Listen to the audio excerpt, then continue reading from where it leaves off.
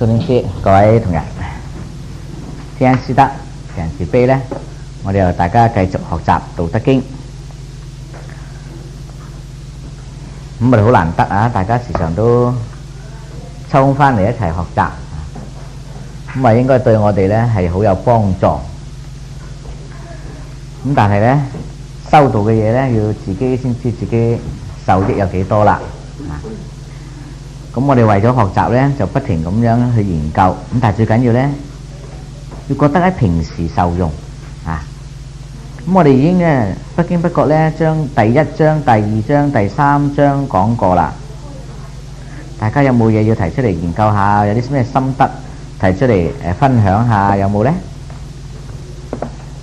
咁講咗3章啦。第一章，道可道非常道，名可名非常名，無名天地之始，有名萬物之母。呢個就係講宇宙嘅緣起，由無而至萬物，佢嘅根源同埋佢嘅變化。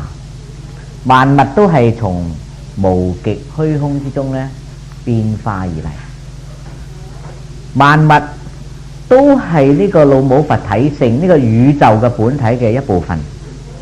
雖然有圓有方有三角千變萬化，但係都係呢個虛空嘅本體嘅一部分啫。咁佢就係能夠從無中就演變，能夠變化得嚟呢，將來就一定要歸還於虛空，然後先係再能夠千變萬化。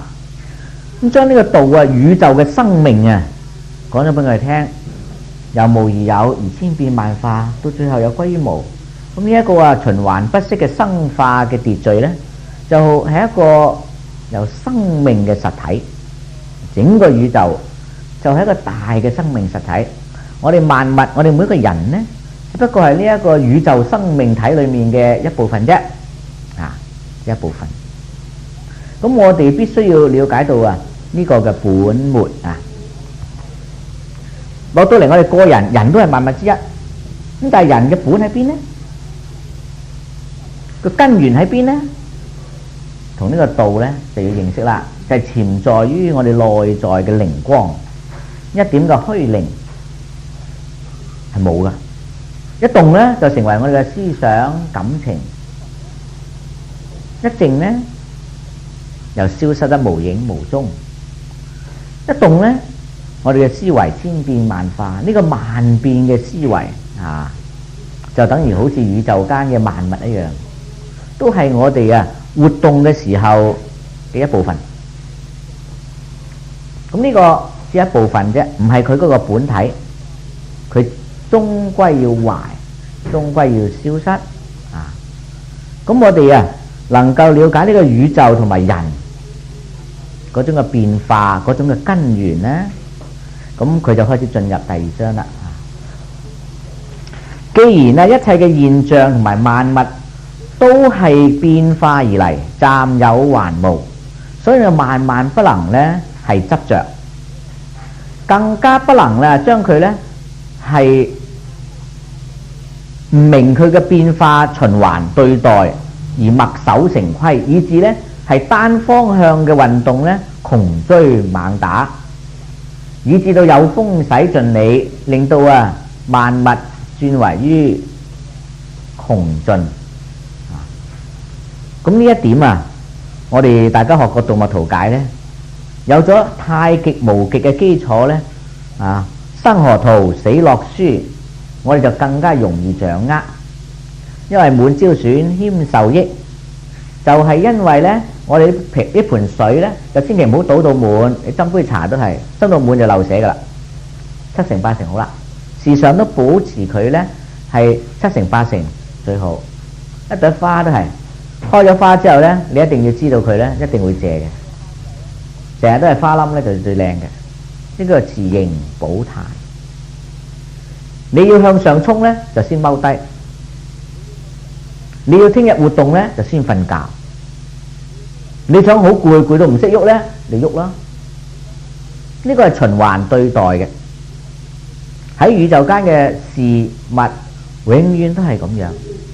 你要掌握住呢個陰陽，掌握住呢個對待，掌握住佢嘅交替，咁然之後呢，我哋就知道晒一切嘅變化。就係因為聖人知道呢個道理，所以引出第3章。聖人呢，所以不尚賢，要自問。聖人自問啊，帶領住人類走向嘅就係一個人生幸福、快樂、平安嘅方向。唔單止人生係要生生不息、延綿不絕，佢亦都係整個人類群體要希望佢呢係延綿不斷。能夠人類嘅群體延綿不斷呢，即係話佢要幫助呢個宇宙嘅生機呢生生不息。呢個係聖人啊，帶引住我哋人類整個宇宙，希望能夠恢復到呢一個宇宙嘅規律本源，佢嘅生態。我哋點樣睇得到呢？嗱，我哋睇佢文字嘅結構。佢不尚賢，使民不爭；不貴難，得之貨啊，使民不為盜；不見可欲，使民使心不亂啊。是以就係根據以上啊，我哋話3章啦嚇，以上嘅經文呢，佢歸結咗一個結論。聖人呢就係從以上呢見到呢啲道理呢，所以佢帶領住老百姓呢要走嘅方向呢，佢得到一個結論喺度。使聖人之志，從以上佢哋了解得到呢，聖人要自細，要領導人類世界，要走一條路。咁要走一條咩路呢？等於現在嘅政府帶領我哋走咗一條咩路呢？我哋現在嘅廚師想我哋食餐咩飯呢？食完飯之後想得到咩結？總有一個方向，總有一個目的。因為每一件事都有動機嘅，然之後呢有目標嘅，然之後呢希望有一個期待嘅效果嘅。如果唔係呢，就冇需要做啦。佢哋完全都希望我哋恢復第1章所講返本還原。恢復道嘅功能，恢復道啊！呢個生生不息嘅生態，為咗人類能夠平安、幸福、延綿不絕，為咗我哋個人能夠健康愉快咁樣呢，所以聖人就要虛心實福啦。要我哋每一個人都要遵循呢個規律，個心要虛，唔好多七情六欲。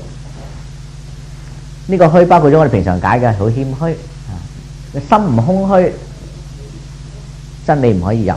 個心如果多欲，我哋就會妄動。我哋做一切嘅嘢由欲望而引動嘅話呢，我哋就會違背呢個生生不息嘅道理啦。現今世界嘅人嘅生活就多欲望。我哋好多時都要回顧人生，我哋咁辛苦揾食為乜？我哋咁勤力啊，我哋要養妻活兒為乜？係嘛？我哋要讀書，我哋要做工，為乜？喺人生究竟為乜嘢呢？我哋要找尋呢種嘅人生嘅目標啊！咁然之後先至知道我哋究竟所作嘅一切係唔係真係為咗呢個目標而做嘅？抑或我哋做出好多好多餘、好無謂嘅嘢呢？咁呢個呢，我哋就必須要去研究啦。所以實其福，弱其志。呢個福啊，我哋平時上一次都解釋過，所謂溫飽因為人有行產，然後有行心孟子講有衣食溫飽啦，咁啊容易啦，考第通順咯，係咪啊？衣食足之榮辱，咁所以呢，首先你衣食豐足，好似海洋公園嗰啲鯊魚呢，佢餵飽咗佢呢，佢就唔咬啲魚仔咯，係咪啊？呢度啲壞人有好多噶，不過一味社會福利夠啊，養到佢飽。咁佢都無謂出嚟搞搞震啦。咁呢度嘅理論就係咁樣。咁呢個係其中一個呢，有用噶，但係呢個係治標治不治本嘅。治本就要佢虛心，佢個心要少欲望，只要實福。一切唔係話為咗個耳目，隻眼中意呢隻蘿蔔係咁樣靚，我就中意食佢，完全唔理會啊！食咗入去之後對身體好又唔好噶。哇，個鼻哥聞到好香啊，炸薯條啊，咁係咁。係咁食啊！而家啲細路仔係咪一包兩包係咁食？佢係為咗自己五官嘅慾望而放縱咗出去。佢冇諗下係咪個福食咗入之後對個肚個腸胃好唔好呢？對個臟腑好唔好呢？對啲血氣好唔好呢？因為你臟腑血氣呢係冇感情嘅，但係你個眼耳口鼻嘅五官咧係有情慾㗎，係咪咁理智嘅咧？係咪？為咗呢個生樂真正養生之道，宇宙呢種生生不息嘅規律而工作咧，抑或為咗只係我哋耳目嘅慾望啊而去追逐咧？呢個就係為福抑或為目嘅分別啦。所以要弱智，人與人相處啊，我哋自己咧意氣用事咧就不得了啊！唔單止傲氣凌人，凡親意氣用事啊，都係感情嘅，唔理智嘅啊，唔係為咗我哋嘅生存，唔係為咗我哋真正嘅幸福快樂嘅啊！咁呢個咧就錯。以至強其骨，人要有傲骨，即係話人咧要捱得苦，堅忍耐勞，咁呢啲咧必須要。以至使民無知無欲啊，使民不敢為也，唔敢胡作妄為。咁所以呢一點咧，就等於我哋中國人以前好明燈，種種嘅科技。你睇下我哋7000年來4大發明，我哋中國嘅講到嗰個科技啊，天文學啊、地理學啊、五金嘅嗰啲叫做鑄冶，即係鑄器皿同埋冶金嘅技術，一切嘅技術喺科學上，喺現今叫科學咧，無與倫比嘅。但係我哋西方嘅人同埋我哋近代嘅人就係話我哋中國人咧，古代啲人都知點諗嘅，唔願發揮，唔願發展。原來古人就睇到啊呢啲嘅所有嘅技術啊、物質啊、器械啊，唔可以令到佢老壯，物壯得老，老得窮盡。呢個窮盡就會危殆。所以咧，只係製造將啲炸藥啦、火藥啦攞嚟高興。放炮仗、放煙花，唔攞嚟做槍炮。但係西方人就唔知道咧，如果你唔將佢守中，唔將佢守呢個虛空嘅中理啊，你將佢發揮到淋漓盡致嘅時候咧，呢個係極之兇險嘅。物老則壯，壯咧跟住就會老死，老死就會逆行啊，危害蒼生。呢個唔係啊養生之道。唔係令到宇宙啊生生不息嘅方法嚟噶，所以現在嘅科技就係哇用到佢盡，喂用到佢盡，咁對人生是好是壞先？佢哋唔諗啦，為科學而科學，為發明而發明，為錢而發明，佢哋完全唔係再諗人生，完全再唔係諗呢個地球可唔可以生存，更加唔諗到呢個宇宙可唔可以生存。呢個就係一個思考嘅方向。聖人呢？所以過去佢哋嘅科技嘅智慧同技術冇得頂嘅，但係佢哋唔做啊，唔做先高明。咁啊近今咧，因為俾外國人蝦得緊要咧，我哋中國人就忘記晒呢啲古代人嘅智慧，相反咧就要窮兵黷武。咁將來喺《道德經》咧一路會講出治國之道，對兵如何，對各樣嘢都有研究啊。呢個啊，我哋喺呢一個學道裏頭要了解啊，唔能夠唔了解呢個道嘅根源、道嘅中心，物極必反啊，陰陽相對啊，陰消陽長，陰氣越重咧，將來嘅陽氣亦越重啊。我哋俗語講咧，有咁耐風流咧，唔使幾耐就有好耐，有翻咁多嘅折墮。呢個係相對嘅，科技世界只係300年啫，呢個世界一塌糊塗，就係唔識得守中，唔識得守翻呢個道嘅根源啊！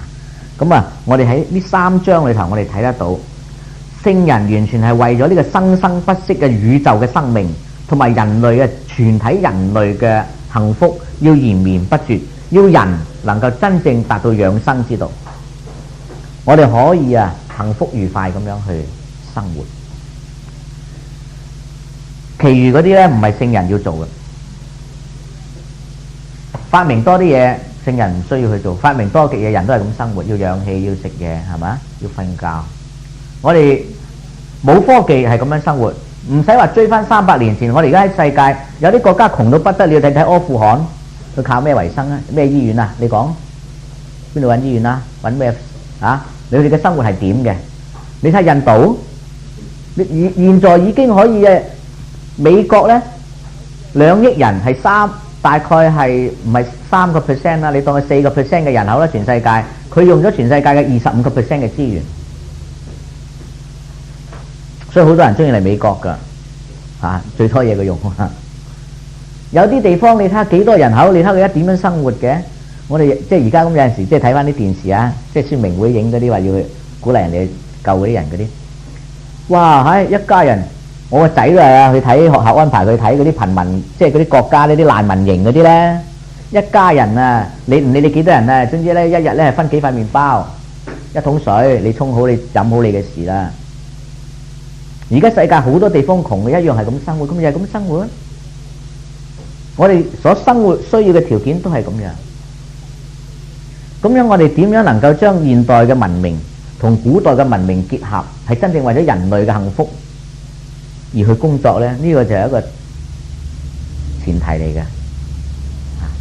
咁我哋呢個呢，係要喺呢度呢睇得到聖人佢哋要領導老百姓，佢要走向嘅係乜嘢嘅方向同目的。咁然之後呢，我哋就知道呢，聖人佢寫本書出嚟有乜嘢嘅目的？點解要留下5000言？佢點解要寫呢本《道德經》？佢係希望俾一啲乜嘢嘅信息我哋？佢希望我哋有啲咩嘅啟發？希望我哋從中獲得一啲乜嘢嘅智慧呢？我哋就必須要去睇呢樣嘢。咁所以我哋完咗3章呢，我哋睇得到呢，從以上所睇嘅就睇到聖人要用呢個方法，呢種規律嚟帶引我哋，就係為咗我哋呢人走向一個生生不息嘅平安嘅幸福嘅我哋嘅人生，令到呢個生命可以延續。呢個生命包括咗個人噶、全人類噶，以至全宇宙噶。咁我哋一路咁樣睇落去呢，都係朝住呢個方向睇。你係睇到呢，太上老君當日留呢本書啊，呢5000言俾函谷關嘅運起，你就知道佢用意。所以佢包括咗宇宙嘅根源、人心靈嘅根源，以至治國安邦之道。佢掌握住呢個方法。令到我哋唔會窮老，佢就係參透咗呢個宇宙無極以至陰陽對待演變嗰種嘅規律，佢能夠呢識得利用。你要射前面呢，將支箭就掹向後邊先啦，時常都引而不發。我哋現在嘅人就唔知一味識得食行前行，唔會諗一諗相反嘅作用力將會引起啲乜嘢嘅反作用呢？佢將來演變嘅會係點樣變化嘅呢？冇諗過。西方嘅運動係直線嘅，咁呢個就弊啦。好啦，咁我哋呢冇問題呢，我哋要朝住呢個方向呢，就繼續第4章。經過咗3章嘅了解呢，佢喺呢度再去講俾我哋聽個道嘅本體嚇，因為我哋以眼見為有，以摸到為實在。原來呢啲都係個變化嗰個枝末，佢要講出嗰個萬物嘅根源，同埋能夠變化嘅根源。道沖而用之，或不盈。呢個道係沖虛嘅，呢個沖呢就係虛。虛咧即係冇嘢，冇嘢，即係虛無，時常攞埋一齊用。中間隻杯係虛嘅，即係冇嘢嘅。呢個位咧虛以待人虛位啊，將呢個位虛咗佢，等賢者居之。咁就係呢個位咧冇人坐嘅。呢個虛咧冇嘅意思，所以虛無一齊用。喺道家咧就時常用呢個啦。呢個沖就係呢個虛無嘅意思。用之或不盈，雖然佢係虛空，但係佢能夠靈活咁樣呢發揮佢嘅妙用噶，就唔係死咕咕嘅噃。所以佢靜極則動，動呢就一股氣喺度流動嘅啫。但係用之中嘅或不盈，佢要生生不息就唔會令到佢滿瀉噶，唔會行到佢老窮盡噶。我哋喺呢度行前，如果行到窮盡呢，就冚頭埋牆。咁你要轉彎呢，唔該你提早2步就轉啦。要留有餘地。所以卦象裏頭咧，以九五為至尊，亢龍則有悔，物極則反，日中則得。所以要令到萬物生生不息咧，呢個道上帝好精㗎，佢唔會令到佢滿瀉。嗰隻杯時常都八成滿嘅啫。有風唔可以使盡你，遇着大風你都要掹起條帆咧，就吹，一係吹斷條竿，一係咧吹住隻船反。咁呢個咧，我哋要注意。淵兮似萬物之中，嗱，佢呢個文字從來冇用100%嘅實在嘅，或不形，佢唔會話一定不形，或者極有餘地啊！你睇下佢用嘅字，連用字咧都唔會係100%嘅。有啲人可以話佢縮骨，但係呢個正係佢嘅妙處，佢要表達天下間冇100%嘅，因為呢個陰陽對待世界嘛。所以跟住下低咧，淵兮似萬物之中，佢好淵咧就係一個深嘅泉水。喺呢度呢個深嘅泉水你睇下呢個所有嘅河流嘅水喺邊度流出嚟嘅？就係個水嘅源頭流出嚟嘅。咁喺個地底咁湧啲水出嚟，湧出嚟咧，呢個水源就一路咁流落黃河，一路流落支流，流出大海，滔滔不絕。所有嘅水都係喺呢個深淵，喺呢個深泉之下咧湧現出嚟。所以一切嘅水生於邊一度？生於呢個深淵。好似萬物。一切千變萬化嘅死物、植物、動物，哇！森羅萬象喺邊度嚟噶？佢嘅淵源喺邊度嚟噶？佢嘅根源喺邊度嚟噶？佢阿媽係邊個啊？邊個生佢噶？原來都係呢個虛空嘅道充虛嘅道咧，孕育佢出嚟噶。但係佢唔係話一定喎，你睇下佢。淵兮似萬物之中，似啫噃，肯唔肯定唔該你研究下啦，係咪？你自己答下。呢個呢係太上老君用字嘅妙，係要用得好適當。點解佢應對上嗰句說話，無名天地之始，有名萬物之母有咗萬物之後，有咗形狀之後，有咗動態之後，開始先有去分類之後就俾個名佢啦。但係道可道非常道，名可名非常名有得名，有個名相俾佢嘅呢，呢種現象同埋物體嘅形態已經唔係永常不變嘅，佢會變化嘅。花冧會變做花噶，個花會謝咗冇埋噶，喂，變得好快噶噃。呢個唔係常道。你唔好執着佢喂，嗰朵花係紅色噶，咁過2日你嚟睇下咩色做咩你話紅色噶？枯黃色嘅，你講大話，我冇講當日係咁噶嘛，係咪啊？不過今日變咗喎，因為佢無常噶嘛，佢變化噶嘛。所以你睇下佢用名相，而家用名相用文字去敘述呢個常道得唔得啊？唔得，所以佢都要用呢一個虛嘅字，或似嚟到表示呢個現象界，我哋能夠形容表達嘅其實都係呢種變化嘅一部分，佢仍然不停在變。要講到佢嘅根源冇辦法用言語用文字去表達嘅。咁呢個係佢文字上前後嘅相應。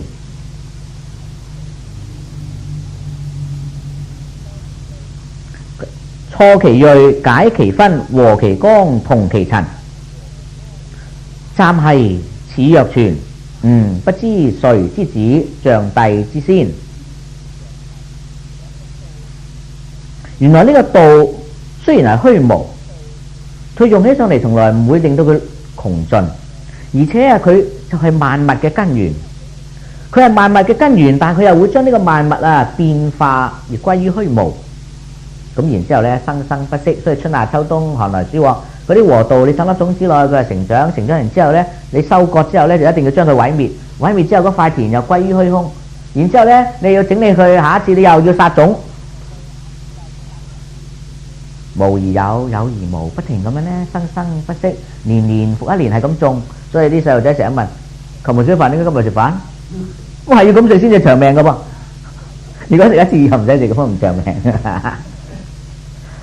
呢個係大自然令到我哋一路喺呢個生生不息變化嘅時候，然後先就可以咁樣啊一動一靜咁樣咧，係推動呢個生命嘅演化。所以遲啲都會利用個風箱嚟講嘅，唔可以食一餐就飽晒噶啦。如果係咁嘅話，個個都死梗啦，真係唔識變唔識喐噶咯。日日要食，日日去廁所屙屎，日日瞓覺咁有生有死，有攰有活動，有動有靜，咁樣咧呢個生命咧就源源不絕。如果冇咗呢一種嘅生老病死、秋收冬藏呢種生生死死嘅演變咧，天下就唔識喐，就變咗橫空，叫死物，死咕咕噶啦。咁我哋喺呢一個群體裏頭，萬丈深羅，錯其銳，尖銳錯咗佢。當我哋啲石仔擺埋嘅時候，互相一碌咧，啲角就去噶啦。人與人之間咧都係互相相處嘅時候，如果我哋有傲氣我哋大家嗰個嘅態度行為互相鬥慘嘅時候咧，嗰種紛爭就起啦。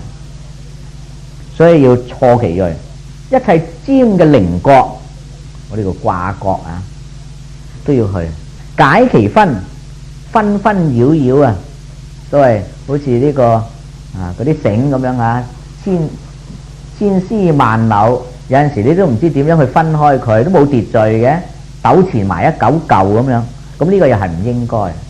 我哋每一樣嘢都必須係條理分明，互不相干咁所以要解開呢種嘅紛亂，要令到佢呢人際有秩序，互不相擾，互不相害。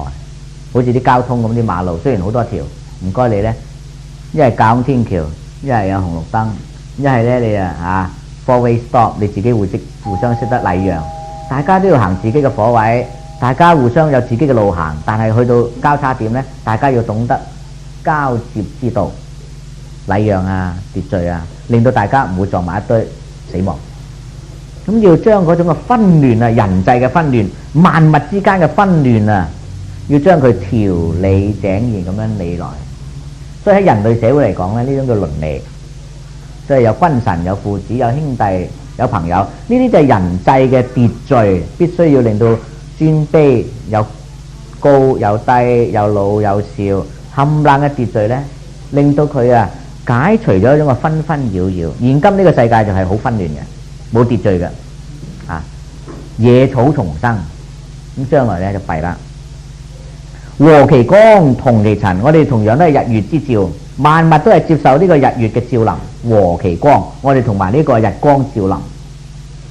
我哋好難得生存喺呢個天地之間，咁難得嚟到應該互相咧和氣相處唔好再喺度鬥爭同其塵，呢個紅塵世界我哋日日吸落都係呢啲黃土地浮現出嚟嘅泥土。我哋現在因為有瀝青有紅毛泥咁聞唔到呢啲泥味咯。如果喺呢個原始生活哇啲紅塵片片，你一跑過啲車一碌過，紅塵滾滾。我哋都喺呢個大地上嗰生活啫嘛，係咪所以呢個紅塵就代表呢個大地，呢個黃土地。我哋同埋呢塊地上高生活，同埋喺太陽月光嘅照臨之下，同埋都係呼吸呢點嘅空氣。我哋大家就互相呢要共存共榮，互相一齊去享用呢一點少少嘅資源。個暫係此若存，咁喺呢一個能夠生化萬物，能夠令到萬物秩序井然，能夠令到我哋共同受到佢嘅栽培養育運作嘅，我哋睇佢唔到，但係佢又好似真係存在喺度咁。呢幾句話呢，我哋念咗《清淨經》呢，就相當於係開始嗰4句話：大道無名，生育天地；大道無形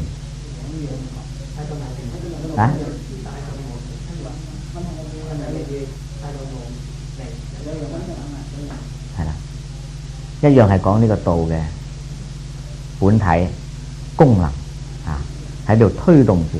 咁你又睇佢唔到喎，佢又冇嘅喎，但係佢又真係好似喺度咁喎。佢唔係話真係喺度喎，佢話真係好似喺度咁喎咁啊。咁佢咧就令到我哋唔好執着嗰種名相。佢話不知誰之子啊？咁呢個究竟係邊個個仔咧？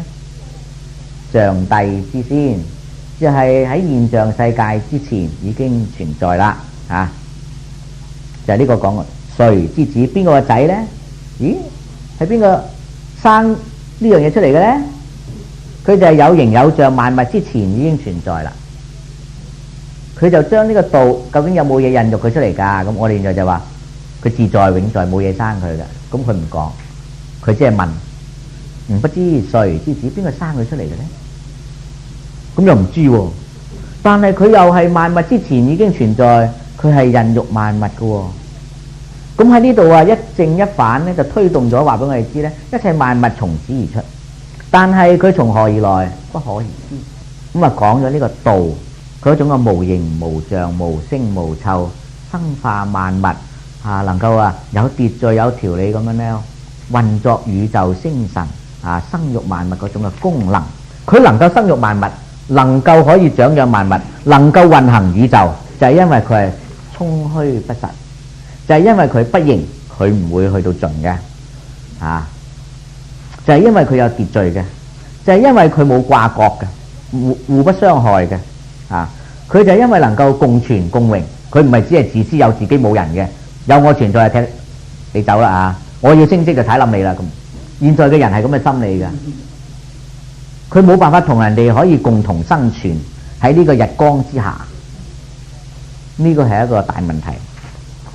就係因為佢有呢種本領，有咁嘅特性，所以可以發揮到啊對萬物嘅照顧。第5章，天地不仁，以萬物為初九；聖人不仁，以百姓為初九。嗱，前面嗰章講咗個道。佢有呢種嘅心，有咁嘅德。我哋要學呢個道咧，就要學佢種德。和光同塵，賽銳解分。內心喺思想上唔能夠冇條理，喺人際行為上唔能夠冇條理，唔能夠唔和光同塵，唔能夠唔大量容物。啊，咁呢啲咧，我哋要一路睇佢嗰個啊，我哋要學佢嘅嘢，學到佢嘅嘢咧，咪即係有佢嘅本性咯。啊，好啦，跟住喺呢度咧，喺佢活動嘅時候，佢嘅功能啦。天地要表現佢嘅生化功能咧，就當然落陰陽二氣啦。有陰必有陽，啊，有前必有後，有左必有右。咁手啊，晾起嗰啲製品用嘅，培製用嘅。啊，而家啲紙好值錢嘅喎，整金銀衣紙係咪？哇，幾貴買翻嚟，一陣間燒咗佢係咪？幾矜貴啊！但係咧，當佢要用嚟燒嘅時候，燒咗唔要啦。啊，咁呢個啊，有覺得矜貴嘅時候，有覺得冇用唔要嘅時候，所以呢個初九啊，就係比喻呢啲天地間要孕育佢啦，就創造佢出嚟好矜貴，但係用完之後唔用咧，佢就一啲都唔保留佢啦，抌喺地嗰度，人哋眼都唔望佢啦，行過踩佢兩腳都冇人理添啦。咁呢個就係不仁。但係就用呢件物件譬喻，人喺天地間都係子會開天，丑會辟地，人會生人。有咗呢啲嘅動物，有咗呢個人種之後呢，先佛降世治理世間，按時而嚟。你可以話佢冇感情嘅，因為呢個時候到上天就要派佛指導。而家現在未會啦，就要大修完啦，嚇！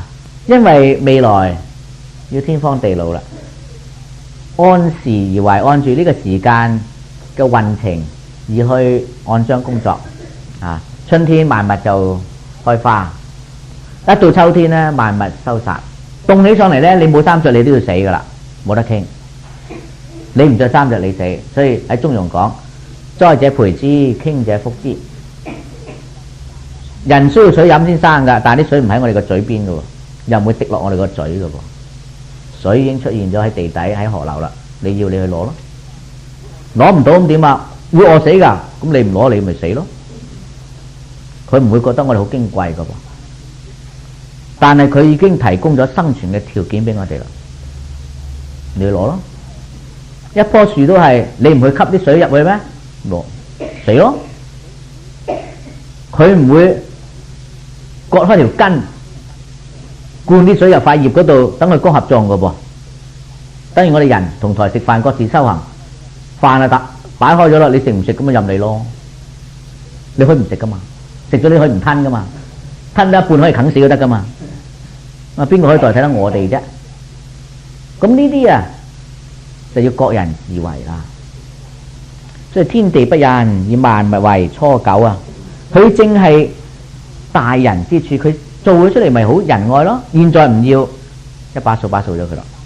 聖人不仁，以百姓為芻狗啊！聖人啊，教導人、救人令人咧希望幸福愉快，但係佢有不仁之處噃。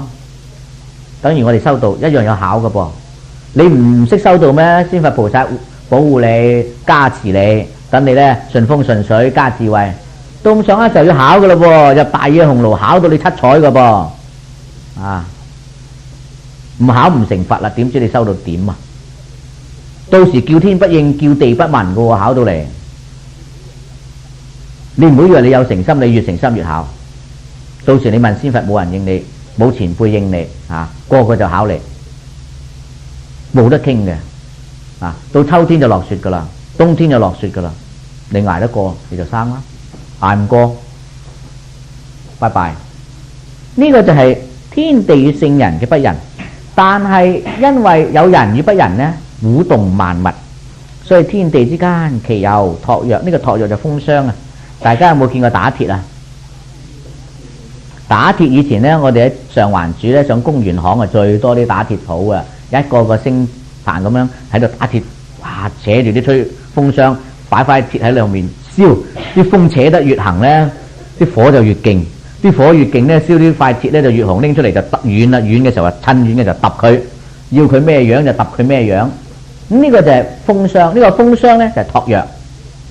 你要佢動呢個風出嚟呢，你要點拉嘅呢？一前一後。咁大家有冇波泵啊？有冇單車泵？有冇啊？有啊嘛，泵啊，前推後拉，前推後拉，哇！又向前又向後，你越拉呢，風就越多。但係呢個動作係一來一回嘅喎，陰陽相對嘅喎。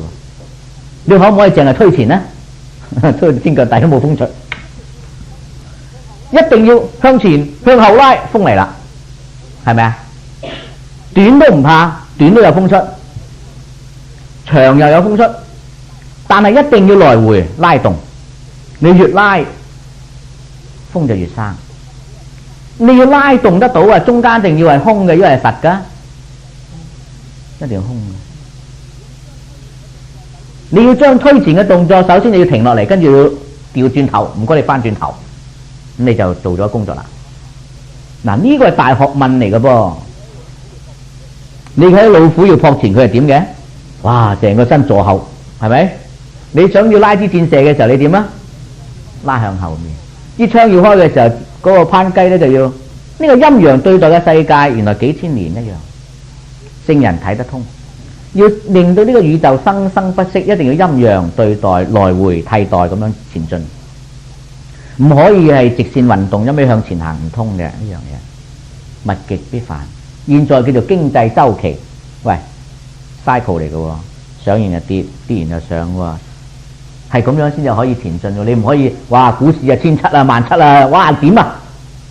唔可能嘅噃。不過上得高咧，我哋知道將來一定會跌得低。今年如果好熱呢，到冬天一定好凍。呢個陰陽對待，然之後先可以平衡翻呢個嘅活動嘅。所以佢以託藥呢，虛而不屈，佢一定要中虛，唔能夠屈曲，更加唔能夠呢係橫，即係實啊，就橫空。你越動佢越出嚟，佢展明咗呢一個生機，宇宙生化萬象。人類要我哋自己活動能夠延綿不絕，要利用呢個風箱來回推動嘅原理。佢多言索窮，不如守中。好，譬如講說話，講多錯多，越描越黑。所以我哋文言文係最好嘅，文字越少，形容嘅嘢越多，越講得盡，越講死嗰件嘢。所以窮咧，即係受到困啊，即係受困啦，講死咗佢，越少越生啊。所以不如守中，要守住呢個中道，所以不落二邊啊，唔好去咗兩極化，保持一個咧中和之道。嗱，睇睇呢一章嘅問題，掌唔掌握到佢要話啲乜嘢俾我哋聽？所以有生必有殺，有人必有義，有春必有秋，然後互相催動。有道普道咧，就有劫嚟催動，道劫相應。劫係點啊？好凄慘啊！劫又係催動，呢個就係一生一殺嚇，互相推動。所以做父母咧就係一個紅面就一個白面啊，一個慈一個就嚴。如果唔係咧，你冇辦法推動。呢個係陰陽啊相濟啊，恩威並濟，然後可以咧生化萬類。所以有教就要有考試，考完試又要再教育再栽培。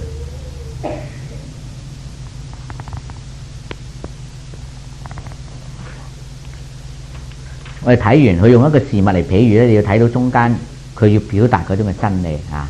咁然之後咧，你放喺萬事萬物咧就通啦。咁啊第六章啦，佢咁啊一來一回咁樣啊，中間邊個主宰住佢嘅咧？以乜嘢做中心咧？所以第六章講話谷神不死。谷神喺我哋就修道，大家知得人最虛空嘅就係我哋玄關一竅，係咪？就係我哋人嘅玄關一竅。喺宇宙間咧就係呢個無極虛空嘅道理。咁點解用谷神嚟代表呢個無極自虛自空嘅真理咧？因為個谷啊係生機不絕嘅。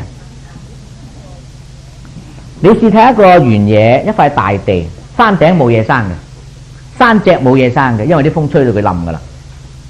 但喺個山谷嗰度咧，藏風聚氣，啲水源經過啲山脊流落嚟，形成溪澗。咁嗰啲咧樹木啊、五穀啊、蔬果啊，哇就會滋長好茂盛。因為有呢啲嘅植物生長咧，所以動物又可以棲身喺中間有嘢食啦。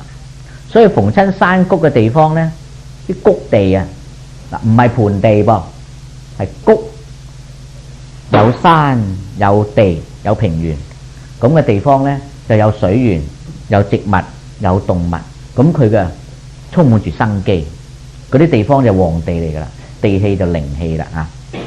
咁啊代表佢一種嘅生生不息，好似道生育萬物嗰種嘅機能。所以我哋老母咧又叫育化聖母。有冇念過請壇詞啊？係代表佢生育不息嘅呢種嘅功能，所以係用谷嚟代表。而第二樣因為谷都係空噶，空中間係空嘅，即係山谷啊嘛，係咪？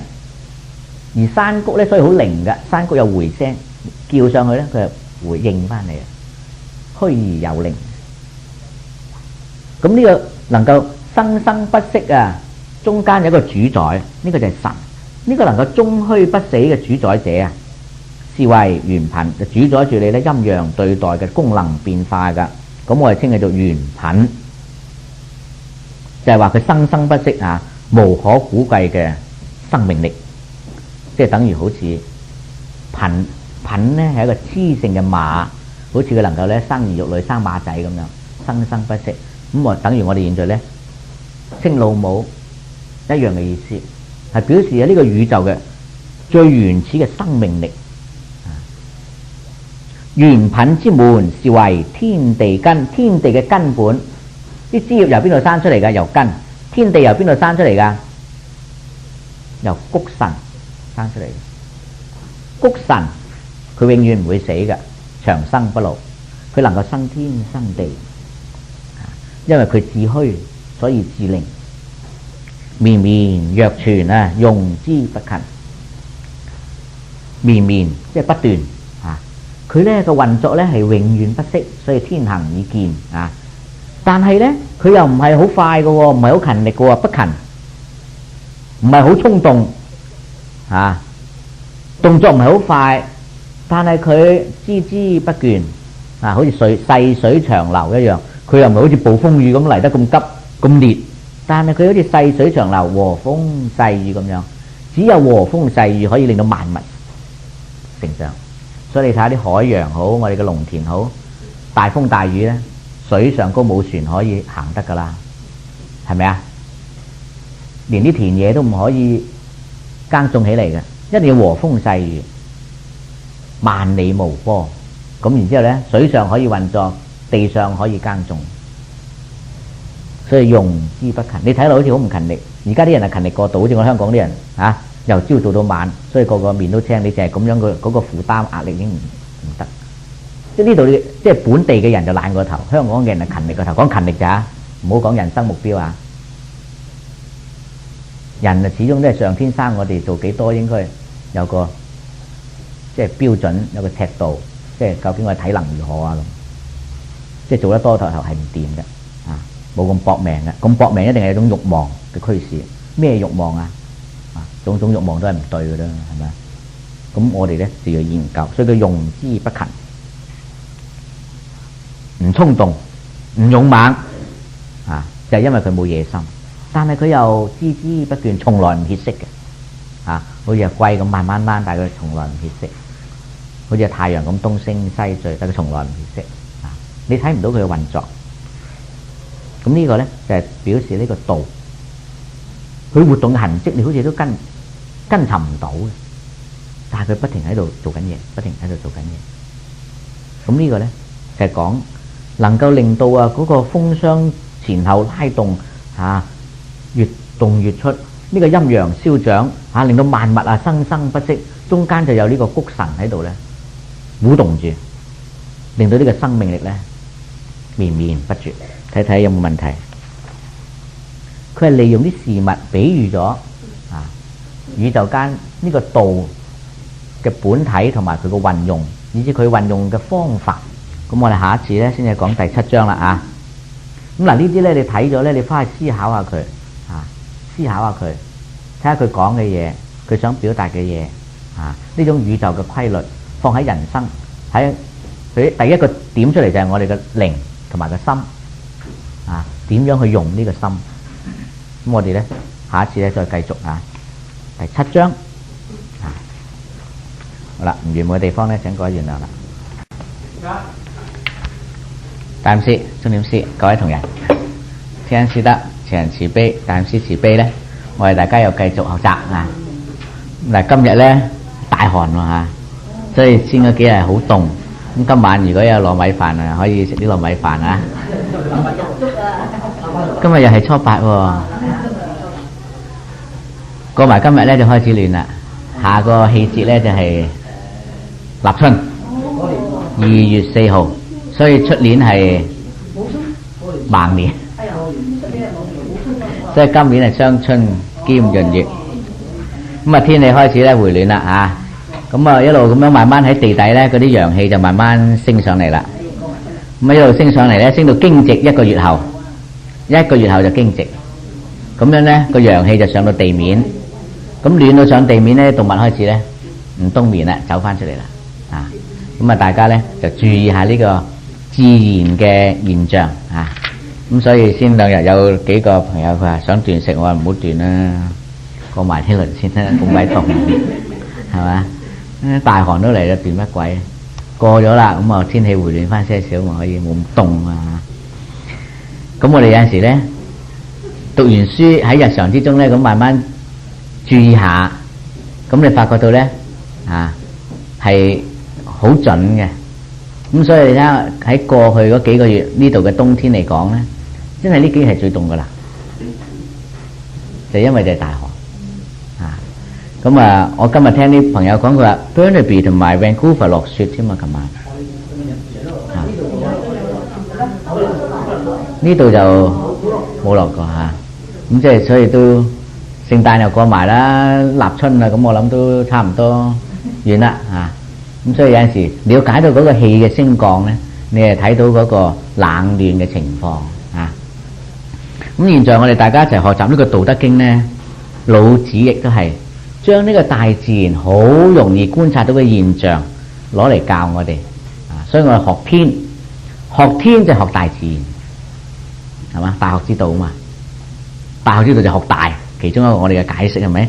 為天為大都為要，則之呢個天就係呢個大自然。咁喺道家裏頭咧，亦都係時常將呢個大自然嘅現象咧攞出嚟去研究，攞出嚟作為一個嘅榜樣，一個嘅借鏡。再進一步，如果我哋明白大自然背後嘅原理個規律咧，就更妙。就算唔能夠掌握到背後嘅規律，只要你學到佢一種現象、嗰種行為咧，其實我哋咧都得益不少。咁我哋慢慢一路睇落去《道德經》咧，都係咁樣。所以道家多用大自然，儒家就講倫理，佛門咧就講心性啊。有陣時啊借呢個顯化咧，哇拎個3000大千世界，將阿彌陀佛世界咁拉落嚟啊，令所有人都見到呢啲顯化咁。咁大家用嘅方法呢個途徑呢，亦都係有一個方向性嘅不同。咁所以集3家之所長，現在呢集5家之所長呢，咁我哋就好容易呢去理解。咁我哋大家學習呢，不經不覺呢去到已經係第6章講過啦嗬。谷神章，谷神不死，是為元品，元品之門，是為天地根，綿綿若存，用之不勤。咁大家對於呢個谷神啊，我哋時常修道咧，形容我哋玄關一竅，我哋嘅道心咧就係呢個谷神，就係呢個無極嘅虛理啊！佢係生育嘅始祖，所以我哋無極老母咧又叫做育化聖母。就喺呢個時候啊，個個都咧走向死亡，狂奔於死亡嘅邊緣，互相廝殺，互相仇恨啊！我哋講現在911本來俾一個我哋美國啊全世界嘅人一個好嘅反省機會，一個暮鼓晨鐘。但係我哋而家睇咗咁耐咧，呢個鐘咧係即係敲響，不過冇人聽。你有你敲，我有我做，冇人理，撥佬爛理。人繼續係咁製造仇恨，繼續係製造衝突，製造戰爭。所以我哋從呢個人類嘅仇恨嚟睇到咧，將來嘅劫難好重，尤其是北美。因為逢親有道要紅之前咧，劫難嚟吹導。大陸如是，全世界如是。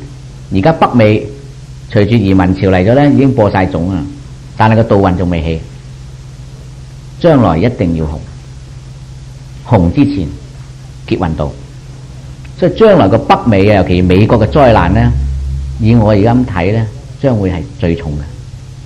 過去第一次、第二次大戰佢都逃避咗，佢冇捲入去嗰個災難之中。將來佢嘅敵人咧，將會四方八面咁嚟。而且佢嘅敵人咧，好似現在已經顯現咗啦，係嚟自佢本土，唔需要我嚟打佢。上一次有隻飛機仔撞入去嗰個銀行大樓啊，嗰個係美國人嚟嘅，白人嚟嘅，唔係阿拉伯人嚟嘅。就係有好多人已經好不平，即係睇見佢所作所為咧，引起好多個不平。如果你覺得再黐住一啲大家有敵對思想嘅咧，更加不得了。咁呢一點咧，我係睇到道劫嘅關係，亦睇到人心而造成劫難嘅因素。你睇下佢點樣去對待嗰啲戰俘，佢要巧立名目。《道德經》第一開始就話俾我哋聽，呢個名相係最大嘅禍根。本來戰犯就係戰犯，都要有人道去對待啦。佢剃埋鬍鬚、蒙埋眼，將人每一個分別，好似當貓咁捉落去個鐵籠嗰度仲要完全隔絕，掟佢入古巴，即係話唔想理人知。究竟會長點樣呢？將佢當老鼠咁試驗啊？究竟當佢係乜呢？呢個都係一個大問題。呢啲係令到人與民族與宗教之間呢，再起一個好尖銳嘅衝突。互相之間，咁我哋睇到呢個人心呢，將來係痛苦嘅。而且喺美國一路睇到落嚟呢，嗰個社會嘅衝突、個文化觀一路咁，呢個係極不和諧，咁係一個好大嘅問題。咁我哋就學到呢，就係借呢個自然現象，藉人心去睇。我哋唔需要睇算命，睇下人心就知啦。積咗咁多仇恨，將來一定要爆出嚟，係嘛？所以我哋講到食齋，點解咁多戰爭啊？殺戮多咯，殺咩啊？殺豬、殺雞、殺狗咯，殺牛咯，殺得多啊！我哋靈界之間，靈與靈之間嘅仇恨就充滿，將來要攞債咧，無可逃避。你點樣去逃避都冇辦法。所以現在我哋睇到呢啲嘅災難咧，種種咧都要嚟。無論從盜劫嘅關係從我哋人心嘅趨向，將來咧我哋都睇到。咁喺呢段時間點去救劫咧？希望多挽救一啲善男信女，希望啲人明理，希望能夠多個人可以離開呢個劫運。咁將來咧呢一邊嘅道路總要紅。咁啊睇下邊啲人有福，邊啲人願意修道，邊啲人願意咧自己脫劫避難，利用因果超出咗呢啲嘅災難嘅來臨。咁呢個咧將來我哋睇到。一切呢啲嘅變化嘅樞機啊，變化嘅原則啊，呢啲都係道，呢個係自然規律嚟噶，冇辦法改變。呢啲嘅自然規律嘅演變就因為背後有一個主宰，呢個主宰咧係生生不息嘅。呢個生生不息正係最所謂仁愛大愛嘅上帝，但係從大愛之中咧就劫難重重，劫難咧就災難咯。天地不仁，以萬物為初九；聖人不仁，以百姓為初九。大淘汰、大劫難，淨係我哋修道啊，要預考，考到埋嚟好淒涼嘅喎，呼天不應，叫地不聞。唔理你修道幾多年，考到要考嘅時候，冇人通水俾你嘅。你坐入市場嗰度，阿 Sir 咁啱唔啱啊？咁冇人睬你嘅，考到你好淒涼嘅。呢個就係不仁之處，但係喺不仁之處正係大仁之處，要成就將來嘅種子。所以有春天必有秋天，有夏天必有冬天，有成長就要有收藏，有生必有死。咁啊一正一反咧，就吹動住呢個生生不息嘅車輪，不停向前咧前進。所以有仁就有義，我哋叫做義，道德叫佢做不仁。喺道家咧，時常將呢個反面攞出嚟講，提醒我哋世人唔好忽視呢個反面。所以《陰符經》講陰符，所以天有五察。佢唔係話講天有五德，天有五察，就係將我哋唔容易察覺嘅反面咧拉出嚟講，令我哋注意到咧係有正反兩面嘅。咁《道德經》都係，我哋見到秋冬咧就係不仁萬物蕭條，正係大仁之處。冇咗佢就冇果實，冇咗果實就冇咗種子，將來點樣種咧？到春天又嚟，你冇種子點種啊？係咪？所以正係收成嘅時候，所以逢親有考嘅時候，就係你過關嘅時候，你唔好怕佢，就係要成全人嘅時候。過得關，將來留一粒種子；唔過得關，繼續修煉。咁呢一點咧，我哋就要明白咧，佢一陰一陽虛實，好似嗰個耆游託若符嗰個咧風箱咁樣，一推一拉，一推一拉，咁樣咧，一切嘅生氣咧就出嚟啦。咁呢個喺呢個宇宙之間陰陽相對啊，所以陰陽叫對待。大家仲記得呢個字啊？相對嘅，佢係相對嘅，陰陽係相對嘅，生死係相對嘅，但係佢係互相消長嘅，將來咧會代謝嘅，即係輪流嘅。生完唔使幾耐佢會變嘅，會轉化嘅，由生會變到死，由死又變翻生嘅，由好又會變壞，壞又變好嘅。呢個叫代謝，新陳代謝，輪流交替。所以除咗相對之外咧，佢就會轉化成為對方嘅。所以又對立又統一，互相咧推動嗰個嘅運轉。咁呢個叫做相對，就充滿住生命嘅活力啦。咁我哋睇到呢個宇宙間咧，係有一種咧咁微妙嘅關係喺度。呢個動力完全嚟自就係谷神呢種嘅生命源源不絕嘅動力，就係無極嘅虛理。我哋人咧就係我哋嘅元關一竅，我哋嘅虛靈。所以喺人整個人嘅結構講健康咧，我哋理氣象喺現代咧就叫做有肉體、有氣體 （energy body） 就係我哋話人有氣性個理性咧就係話嚟自無極虛理嘅靈體。你個靈體健康咧就會滋潤你嘅氣體，個氣體健康咧就會滋潤你嘅肉體。就係話你個理能夠發揮你嘅功能嘅話，自己作主宰嘅話，咁呢種生命力咧就可以滋潤到呢股元氣，滋潤到我哋嘅氣我哋嘅氣性，令到佢撥陰取陽。如果呢個氣性係陽氣足嘅話咧，佢又會滋潤呢個肉體。咁呢個生命力就係由個根源最早嘅來源一路咁樣咧推動住整個人嘅生命，好似呢個虛擬由生天地生萬物一路推動住整個宇宙嘅運作，呢股生命啊源源不絕咁樣咧係前進啊！咁所以佢話元稟之門是為天地根。咁佢呢個用呢個玉化聖母咧就唔係用玉化聖母喎，佢又用動物嚟講元稟稟馬啊，在天為龍，在地為馬，用呢隻馬雌性嘅馬代表咧，即係所有嘅馬仔都係佢生出嚟，代表呢個生育嘅功能。咁我哋現今嘅人咧就係忘記咗生育，個個都唔生細路仔，仲有唔係互相幫助扶持，令大家咧生生不息、幸福快樂，而係互相傷害嘅。而家嘅人就係啊，我害你，你害我，互相鬥爭啊！你睇下現在啲罷工，上有好者，下必有甚焉。大家唔係為咗個前途嘅喎，社會嘅前途、人類嘅幸福嘅喎，罷老師罷、學生罷，大家鬥罷，喂，咁變咗一灘死水。呢種係咩文化？鬥破壞啊，係咪啊？即係呢種又唔係一種建設，唔係一種生育嘅方向，而係一種死亡嘅方向。咁我哋睇到呢一種嘅文化。現在我哋喺整壇就要講玉化聖母降臨壇，我哋時常現代出呢個母字，就係提醒我哋唔好走向死亡啊，唔好鬥爭啊，唔好相克啊，唔好互相殘害啊。調轉我哋要走向互相幫忙、互相愛護、互相扶持，令到大家生生不息啊、綿綿不絕咁樣啊繁榮安盛，一路咁樣推演出去。咁呢個先至係大自然嘅演進嘅方向，呢個先係道嚟嘅。如果走向死亡嘅、走向滅絕嘅，呢個完全唔合道，係背道而行啊！咁呢一點呢，我哋要掌握。你能夠掌握到呢，做事呢就好容易定個方針啦啊！所以我同個仔講，阿仔問啊嘛，23號學生罷課啊嘛，阿爸好唔好 walk out of the school？ 先生啊 walk out 啦，你中意行出去啦嚇，罷課啦。咁我話梗係唔好啦，做咩罷課先？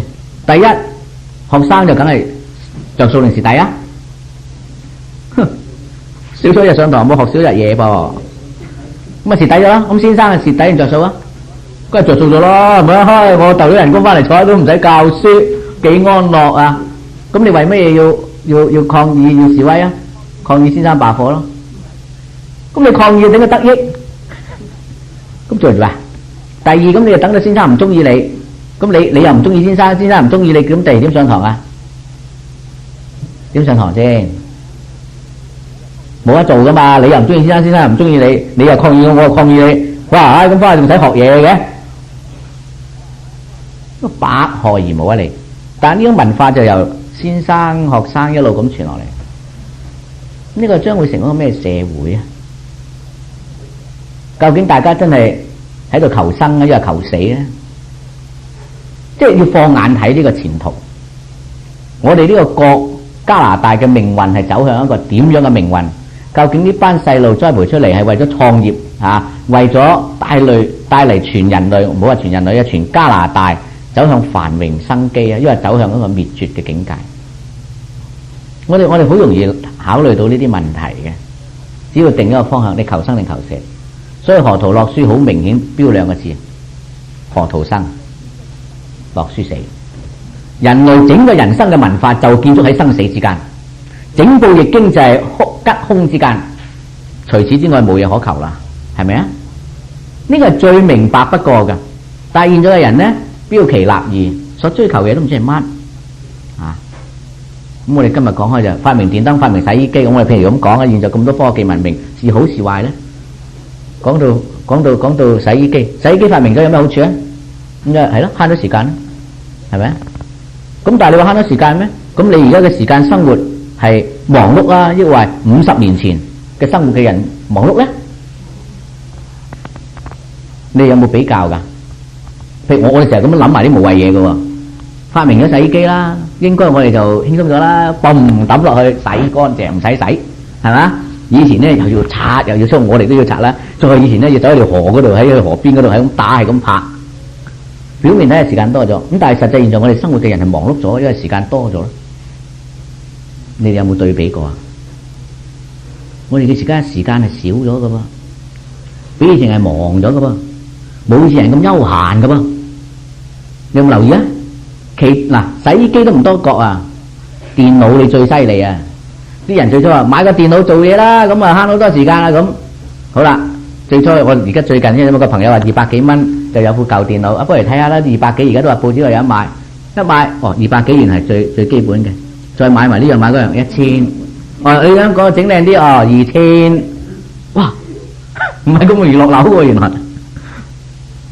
好啦，不停引你換 software 換 hardware， 一陣間就新嘢出引你買，哇！為咗個電腦咧，日買夜買，要買嘢啊，咁你點啊？咪日做夜做咯，捱世界咯。咁你捱世界揾啲錢啊，就忙到你死啦。第二樣係咪慳時間咧？我最初都諗住睇係咪慳時間啦。原來一學你要學好耐嘅喎，玩個電腦。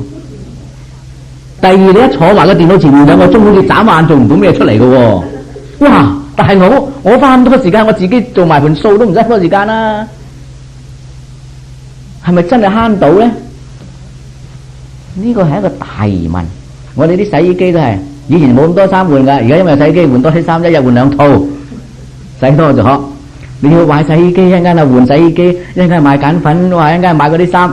總言之咧，我哋實際喺實際嗰度計咧，冇空閒過。好多問題，我哋自己戇居居咁坐喺度咁樣諗下呢樣諗下嗰樣咧，即係究竟係咪對我哋嘅人生啊係更快活，對我哋人生係更即係有貢獻咧？咁有陣時真係啱啱適得其反嘅。呢樣嘢咧，我哋一定要睇。將來無論科技，無論我哋喺人生所遭遇一切嘅，如果唔係為咗人生而貢獻嘅話，相反會對我哋嘅人生造成一種嘅負擔、危害、剝削。我哋就要徹底咁樣咧研究下，應該取定捨。所以就係一個生字啊！幾千年嚟過去嘅聖人就教我哋一樣嘢嘅啫。整部易經咪就求生啫嘛。你去問乜嘢占卦、算命、風水，就係問一樣嘢：是吉是凶，係咪？吉凶最後就係生死，冇嘢問啊！但係現在往往人設嘅目標咧，就離開咗人生嘅，離開咗個安危嘅，係追求一啲咧虛無縹緲唔實際嘅嘢。咁呢樣嘢咧就係所謂妄想啊，令到我哋人生咧反為咧犧牲咗，去為咗嗰啲虛無縹緲嘅目標。咁現在咧，我哋學道德經好，學我哋道家，時常都係提出呢一點咧，好簡單嘅現象。無論你讀幾多書都好，要落翻嚟現實嘅人生。咁然之後咧，所學嘅嘢咧就會有用。如果唔係嘅話咧，我哋轉晒牛角尖，為科學而科學，為銀紙而銀紙，哇！嗰啲冚唪唥都對我哋係反為有害嘅。咁要注意呢一樣啊。所以綿綿若存，佢啊係健行天行健，佢不停咁樣喺度推動住呢個生命，用之不勤。佢又唔係好勤力，但係佢又永遠咁樣唔休止咁樣推動住啊，不勤。啲人咧好勤力啫，因為佢有野心有慾望。如果佢冇野心冇慾望嘅咧，佢會好有恒心好有毅力，克服一切困難。但係佢又唔會好進步得好快嚇，即係佢唔會話好有野心咁向前衝刺，佢係好穩陣咁向前咧發展嚇，所以欲速不達。但係相反咧，有野心盲目嘅人咧，往往就係感情用事啊，往往咧就係慾望用事咧，咁樣咧就往前衝啊，咁佢就不顧後果啦。修道嘅人冇熱情嘅，修道嘅人唔會感情用事嘅。所有修道嘅人係好理智嘅，好謹慎嘅。咁呢個絕對要認識。喺宗教裏頭咧，就要引起狂熱。你要對宗教咧有一種嘅盲目，呢啲咧唔係我哋修道人要用。所以後邊亦都有形容詞啲咧，形容一啲修道嘅人係點樣嘅待人接物處事嘅態度咧，又有咁我哋呢度略為提一提。所以喺呢一個孟子嚟講呢個勿忘勿助。佢又唔會揠苗助長，但係佢又唔會忘記，就好似咧隻雞抱蛋咁樣，又唔會坐晒落去，坐晒咧就坐到啲蛋爆晒，啲雞仔死晒。但係你又唔能夠唔坐落去，因為你唔坐落去離得開咧就冇熱力，冇熱力啲雞仔又孵唔出，所以個勿忘勿助嚇。你又唔好忘記佢，總之你念念不忘咁向要做嚇，絕對唔好有所懈怠。但係你唔好夾硬助長佢，未有成長嘅，你唔好夾硬咧離開自然拔高佢啊，自欺欺人。咁呢個咧就係太有為啦嚇，你違背自然嚇，所以呢個急功近利啦。咁呢個都唔適宜。咁呢句説話咧好多時啊，啲人咧亦都引用咧喺靜坐嘅時候，亦都係欲綿綿若存，用之不勤。靜坐如是，辦事如是，律己如是，去到邊一度都行得通。就坐喺度啦，唔好急功近利，唔好要明心見性，又唔好要見先佛，乜都唔要，最緊要你係守完就得噶啦。唔好求境界，下學則上達。只要你好啲守完咧，水到則渠成，自然到時咧你就有進境。千祈唔好求有境界。哇！現在我進入咩境界咧？我現在已經去到乜嘢地步咧？唔需要你。總之你綿綿若存，總之好勤力咁樣咧，好好地守完，用之不勤。你唔好助長佢啊，咁就得啦。咁呢個就係講呢個無極嘅虛理，呢咁嘅生命力，呢個推動住啊宇宙萬有啊向前嘅動力啊。喺人嚟講咧就係元氣，喺天地嚟講咧就係正氣。所以天地有正氣，雜然賦流形，係嘛？雲天上城上咧就係講出呢股正氣。靈係一種靈光，佢係一種主宰，但係冇力噶嘛。動力就喺股氣嗰度啊，要氣化佢。所以下則為河岳，上則為日星。於人曰浩然，浩然正氣啦，沛乎塞蒼冥。呢個咧就喺正氣歌裏頭咧，佢介紹俾我哋睇。所以好多人亦都將靈氣咧夾埋嚟用啊，靈氣啊又有。好啦，咁啊落嚟第7章無私章，佢教我哋咧要大公無私。佢話天長地久，天地所以能長且久者，以其不自生，故能長生。長生咧，所以就出自呢啲啦啊！我哋要生生不息，以至長生不死。喺天地萬物之間，萬物都會好快脆死亡。一朵花會凋謝，一條蟲會死，係咪？所以啲蚊啊，浮游蟲只不過係幾個鐘，人幾廿年，頂籠你幾百年，但喺天地間咧，即係過眼雲煙。就算你幾長命，喺天地嚟講咧，天地長命好多，最長命就係呢個天地啊。咁所以萬物都唔夠佢長命，咁所以比較呢種咧，天地最長命噶啦，所以天長地久，最長久嘅莫如天地能夠見到嘅範圍啊。講下點解天地能夠咁長久呢？天地所以能長且久者，以乜嘢原因令到天長地久呢？啊，佢係咁長命呢？因為以其不自生，佢唔會為咗自己呢肥利自己嘅，因為佢從來唔肥利自己，唔為自己嘅利益打算。佢一味為別人利益，一味咧提供啊別人嘅利益，令到咧別人啊所有嘅萬物啊生生不息，所以調轉頭咧就能夠幫到自己，自己就更長命。所以以其不自生，故能長生，所以佢能夠咧係好長命啦，啊長久咁樣生存落嚟啊。咁我哋睇下真係嘅，天、陽光、雨露、空氣冚唪唥都係俾我哋眾生。植物啦、動物啦，咁我哋不停咁吸佢啲氣，接受佢嘅陽光。佢從來冇俾自己嘅，一味俾我哋嘅啫。道孕育咗天地，天地有嘢生嘅，就係個道生佢嘅，係咪？佢唔係自己生自己嘅。上天有個無極理天，有個上天老母，有個上帝生佢出嚟，生咗天地。生咗天地之後咧，佢又好似道咁樣去生萬物，咁不停咁樣施予，不停咁犧牲，不停咁樣咧係俾萬物空氣啦、陽光啊、雨露，不停咁俾佢，自己都冇沾過任何光，但係萬物咧得到佢嘅沾光到啦，但係生生死死，佢仍然未死。地又係，你要乜嘢啊？你要我啲泥啊，起屋啊，你掘啦，掘你啲泥咁啊，燒磚啊，咁啊可以起屋啦，係咪啊？啊！你想要咩？要嘢食啊！喺度種咪切咗我啲毛，切咗啊！攞咗我啲血嚟飲啊！即係啲河啊、地底水咪好似啲血脈咁咯，係咪？咁嗰啲樹咧，棵棵其實好似我哋啲手毛腳毛咁啫喎嚇。咁你即管去食啦嚇，食完就屙，污糟邋遢又臭又崩嘅，又埋翻喺個泥嗰度啊！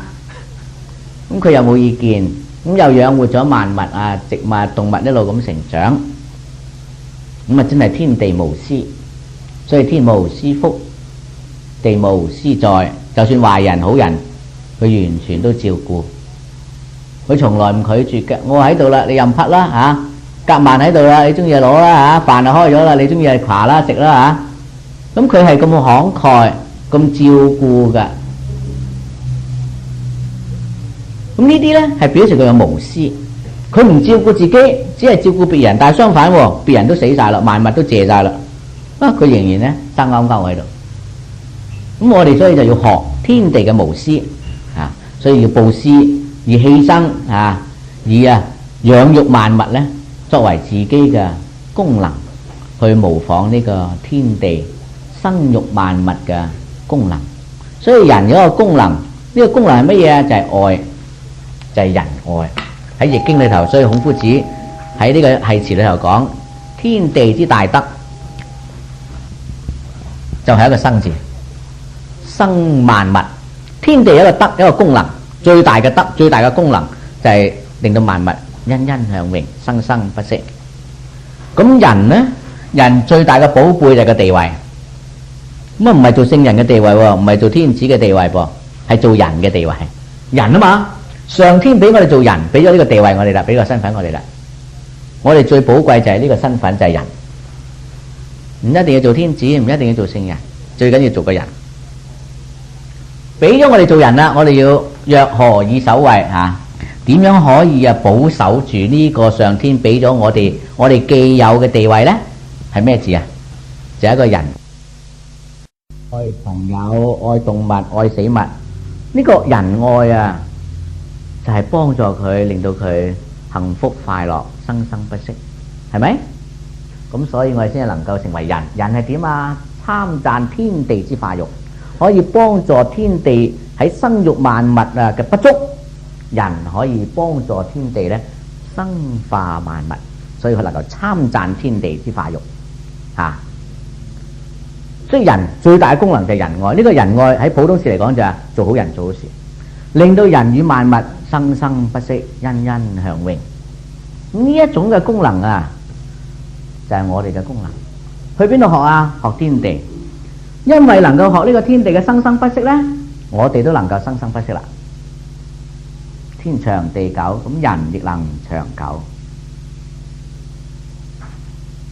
咁所以佛門講布施係咪？講捨，所以慈悲之後嘅就係喜捨。你要有愛心、慈悲心，跟住有喜歡喜心，跟住呢要有施捨嘅心，唔係爭取嘅心喎。捨，你能夠替上天辦事，上天就會假手於你去辦。你就有聰明才智，你就有技巧有智慧。上天要假手你去使錢，咁就大把錢俾你使。係咪啊？呢個係必然嘅咁因此呢，我哋要懂得呢個現象。如果要講到個哲理呢，喺邊度呢？咁大家都懂啦，聽個動物圖解咯。河圖係點解係生生不息啊？洛書點解係死啊？係雙生嘅，老豆生仔，仔啊生孫，但係翻轉頭呢就會生翻自己，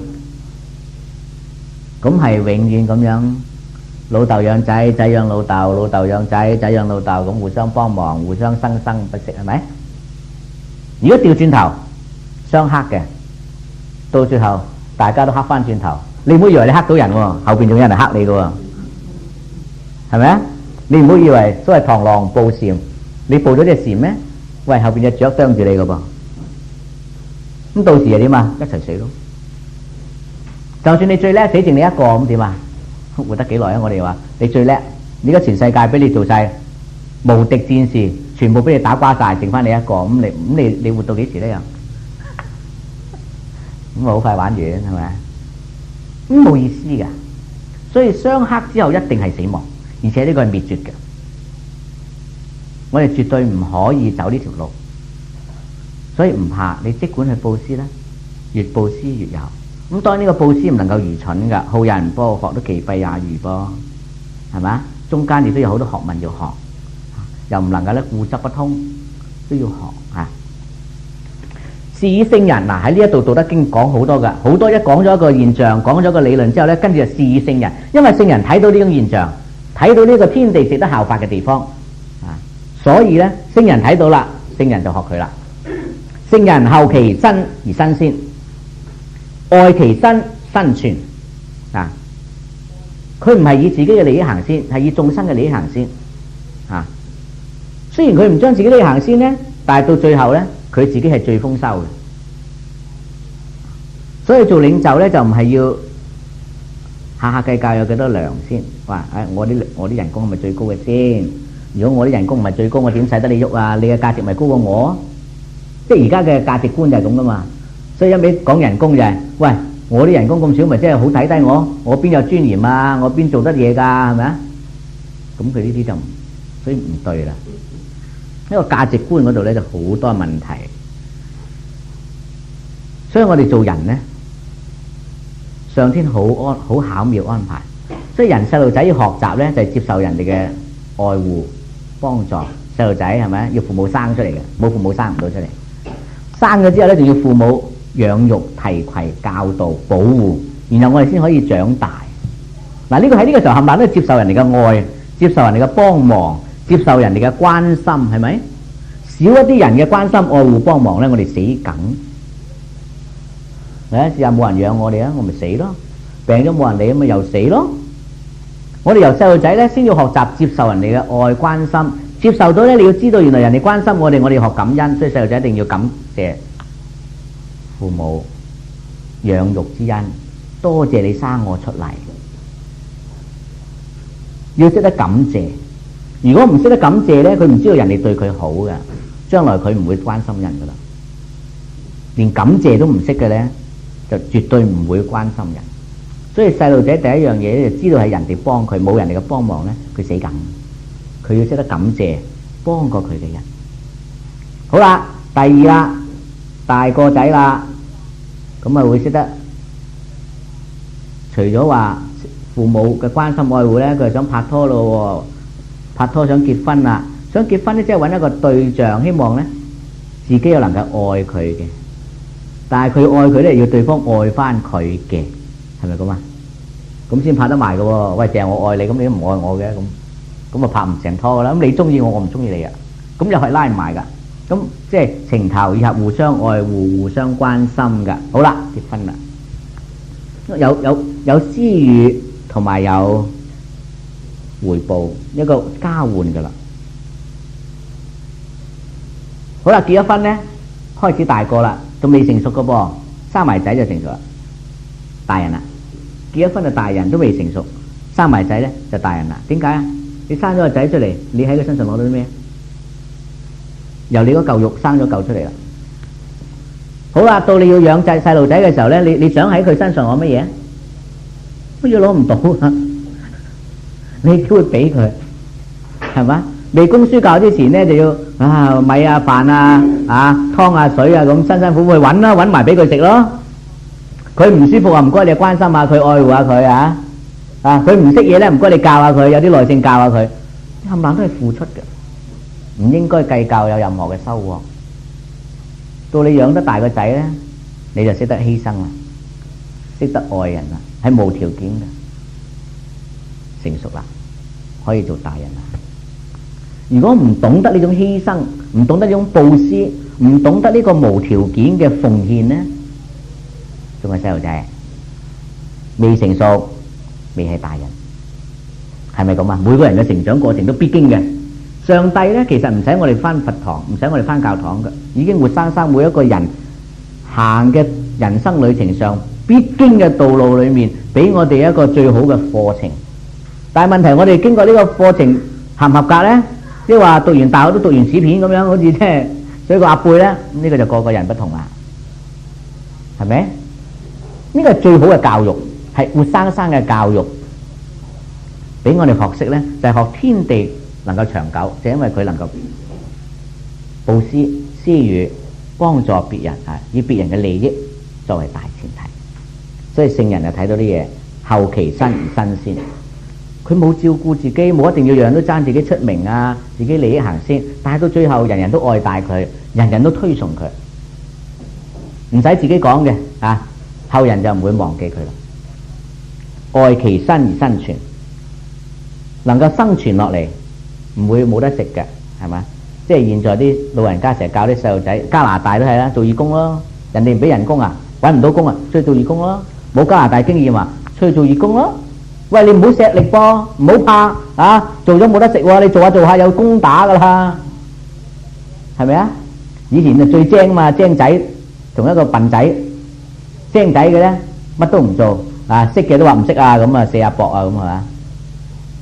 個笨仔嘅咧就樣都做，叫話做啊，求其有個扮豬仔又做啊，咁人人都睇見好笨，但啲笨仔唔會餓死嘅，越笨嗰個咧就越叻。你肯做，咁啲師傅咪教下你咯，俾你做即係俾個機會你學下咯嚇。喺呢啲咁嘅世界咧，越艱難咧就要越笨，做多啲義工，做完義工就做 part time 咯，part time 有位咪做 full time 嘛，係咁噶啦。越笨咧就越精，越精嘅咧就越笨。世界咧就禍福相倚，陰陽相對，你要睇得通呢個局，睇得通佢嘅變化，明唔明啊？睇得通佢條路係咁行落去嘅，放眼睇啊，不出3日就係咁啊！你就係睇通個局，睇通佢變化嘅規律。整個《道德經》都係我哋學五行八卦，你睇到佢變化嘅規律，條路係咁行出嚟噶啦，冇得走雞噶。咁你咧就心裏了然，今日係咁啫嚇，放眼啦，望多2年啦嚇，咁你就知道佢咩事情出現。天地嘅變化必然係有一定嘅規律。咁你就掌握到啦，聖人就掌握到，所以呢，佢要學天地嘅無私，以別人嘅安危為先。咁呢個呢，就係教我哋去除私心，以群眾嘅利益為先。非以其無私耶，故能成其私。你唔好以為佢係唔為自己着想噃，佢都自私，佢都係為自己着想噶。但係佢明白到，當大家都能夠生存，當大家都能夠開心嘅時候，一定走唔過佢嗰份嘅，故能成其私，佢就完成咗佢自己生存之道，佢自己成功之道啦。所以真正嘅領袖唔係話要冇自己唔得，真正嘅領袖就要培養到別人成領袖，呢個係真正嘅領袖啊！領袖中嘅領袖，冇自己唔得嘅呢，自己行咗去呢，嗰啲事就會崩潰噶啦。咁我哋就唔成功。我哋能夠栽培到啲領袖，栽培到別人去成功做領袖，呢個就最佳領袖。冇人會忘記佢啦。咁睇睇呢一章，佢講出咗呢個自私同大公無私嘅關係。人人都窮，你唔會有錢嘅。日本仔嚟嗰陣時啊，哇！俾你搶到包米啊，跟住後邊嗰個搶你，前面嗰個搶你啊，搶你唔到，後你轉過嘅時候一棍卜牛暈你先至攞啊！你睇下翻大陸，我哋而家聽好多啲人帶錢翻去做生意係咪？邊個謀你啊？知道你環境嘅人謀你。今日帶錢上嚟攞貨買貨係咪？知道係你啦嘛？喺邊度出入啦嘛？跟住喺個轉角卜咗你，一定係咁噶啦，因為你有錢過佢啊嘛。所以去到邊度都好咧，和光同塵，唔好顯露有特別，唔會招人妒忌，咁你就唔會有禍害。睇睇呢一章啊，明白自私同埋大公互相嘅關係，人人好，自己一定好啊！你成就到眾人，人人就愛戴你，唔會忘記你。咁我哋修道咧，所以大公無私。大公無私即係話群眾嘅利益，群眾即係包括你自己啦。一個義就係公利，義同利係同一個位，西方。但係呢個利咧唔好嘅就係自利。如果係正義嘅就係公利，大家嘅利益嘅互惠、互相優惠、互相咧有利益嘅。咁呢個就係一個義啊！忘記別人嘅利益係錯，忘記自己利益咧又錯，因為咁樣都係私利。群體嘅利益，雙方三方面各方面都好噶，呢個就係群眾嘅利益，呢個就係公義。咁所以義與利咧都係同一個屬西方金，所差別咧只係一個係相生啊，抑或係相克，一個有利益，第二個有蝕底嘅，咪即係克咗人咯。即係佢嘅利益係嚟自第三者、第二個人嘅利益噶嘛。相生咧即係我有利益啊，大家都有利益嘅喎，冇蝕底噶，個個都開心噶，個個都制噶，係咪？呢個咧分別咧就喺呢一點啦。咁我哋所以修道學道就係學犧牲、學布施嚇，冇問題咧。我哋落第8章，嗱你掌握咗佢嘅原則咧，就好容易睇《道德經》啊。咁佢講咗呢啲有天地長久，跟住攞啲現實啲啦，人人都要水同火，不如就攞水嚟到研究下啦，借鏡下啦嚇。咁所以佢上善若水啦，若水章第8，佢攞水嚟到做比喻啦。佢話上善若水，水善利萬物而不爭，處眾人之所惡，故基於道。嗱，所以佢用啲字又係基於道，佢近啦，好接近道啦。咁接近成點啊？你諗咯，啊，佢留翻呢啲啊虛位喺度啊，似啊，呢啲字係用得非常好嘅。